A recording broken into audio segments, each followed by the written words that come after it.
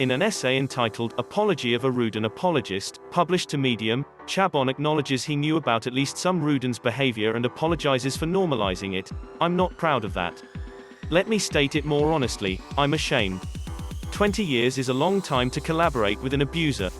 My impulse is to excuse, exonerate, or at any rate minimize my complicity by saying that, personally, I never saw or heard anything approaching the level of the most egregious incidents reported on vulture.com and elsewhere, that I never heard Scott use vulgar or demeaning epithets, or saw Scott cause physical injury, the author writes.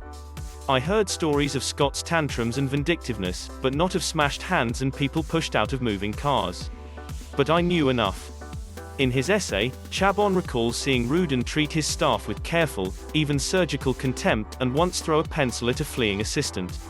While he, too, was sometimes the recipient of the producer's anger, the author says he took for granted that enduring Rudin's behavior was the price one paid to make it in Hollywood.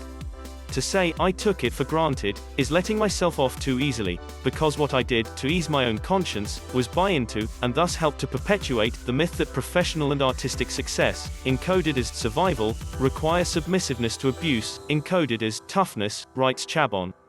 After optioning Chabon's The Gentleman Host in 1994, Rudin produced 2000's Wonder Boys, based on the author's 1995 book of the same name, and worked for years to adapt Chabon's 2000 novel The Amazing Adventures of Kavalier and Clay, though the project never came to fruition.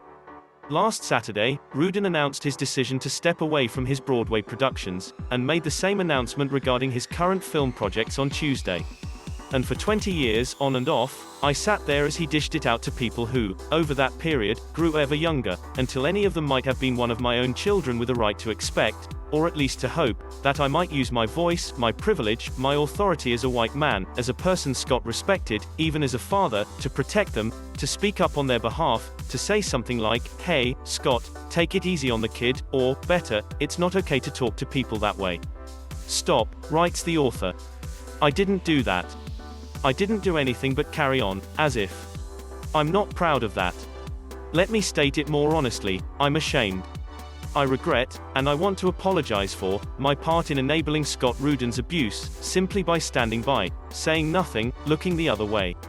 Says the author, I regret most of all that Kevin Graham-Caso is not here for me to tell him personally how sorry I am.